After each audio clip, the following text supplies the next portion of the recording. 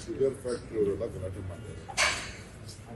CM ಹತ್ರನೂ ಗಲಾಟೆ ಮಾಡಿದ್ದಾರೆ, ನನ್ನ ಹತ್ರನೂ ಭಾಳ ರಿಕ್ವೆಸ್ಟ್ ಮಾಡಿದ್ದಾರೆ. ಅವ್ರಿಗೆ ಆಗಲ್ಲ, ಇದು ಶುಗರ್ ಪ್ರೈಸು ಜಾಸ್ತಿ ಆಗಿ 10 ವರ್ಷ ಆಯಿತು, 2-2 ವರ್ಷ ಆಯಿತು ಅಂತ ಅವ್ರು ಗಲಾಟೆ ಮಾಡ್ತಾ ಇದ್ದಾರೆ. ಸೊ ನಾವು ಅದನ್ನು ಪ್ರೈಮ್ ಮಿನಿಸ್ಟರ್ಗೆ ಇದನ್ನು ಮನವಿಯನ್ನು ನಾವು ಮಾಡಿದ್ದೇವೆ. ರೈತರಿಗೂ ಒಳ್ಳೇದಾಗಬೇಕು, ಫ್ಯಾಕ್ಟ್ರಿಯವರು ಫ್ಯಾಕ್ಟ್ರಿಯವರು ಇದ್ದರೆ ರೈತರು ಇದ್ದರೆ ಫ್ಯಾಕ್ಟ್ರಿ, ಆಮೇಲೆ ಉದ್ಯಮನೂ ನಡಿಬೇಕು. ಅದಕ್ಕೆ ತೀರ್ಮಾನ ಮಾಡೋದು, ಅದಕ್ಕೆ ನಮ್ಮದು ಒತ್ತಡ ಈ ವಿಚಾರದಲ್ಲಿ. ಯಾಕೆಂದರೆ ಎಲ್ಲ ತೀರ್ಮಾನ ಮಾಡೋರು ಶುಗರ್ ಕೇನು, ಮೊಲಾಸಿಸು, ಬೇರೆ ಎಲ್ಲ ತೀರ್ಮಾನ ಮಾಡೋರು ಅವರು. ಆಮೇಲೆ ಪವರ್ದು ಕೂಡ ಅವರು ಕೇಳ್ತಾರೆ, ಪವರ್ ಖರೀದಿ ಮಾಡಿ ಅದನ್ನು ಮಾಡೋಕ್ಕಾಗಲ್ಲ, ಬ್ಯಾಂಕ್ ಅವ್ರ ರೇಟ್ ಆಫ್ ಇಂಟ್ರೆಸ್ಟ್ ಬಗ್ಗೆ ರಿಕ್ವೆಸ್ಟ್ ಇದೆ.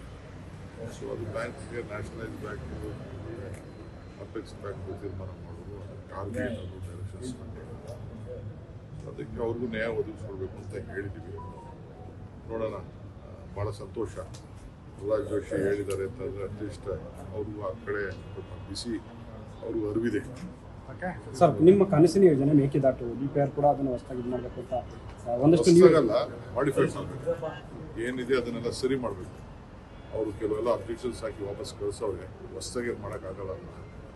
ಅವತ್ತಿನ ರೇಟ್ಸ್ಗೂ ಇವತ್ತಿನ ರೇಟ್ಗೂ ವ್ಯತ್ಯಾಸ ಇದೆ. ಆಮೇಲೆ ಕೆಲವೆಲ್ಲ ಅವ್ರೇನೇನು ಅಬ್ಜೆಕ್ಷನ್ಸ್ ಹಾಕಿ ಕಳಿಸಿದ್ದಾರೆ ಅದನ್ನೆಲ್ಲ ಸೆಪ್ರೇಟ್ ಮಾಡಿ ಈಗ ನಾವು ಅವ್ರಿಗೆ ಸಬ್ಮಿಟ್ ಮಾಡಲೇಬೇಕು.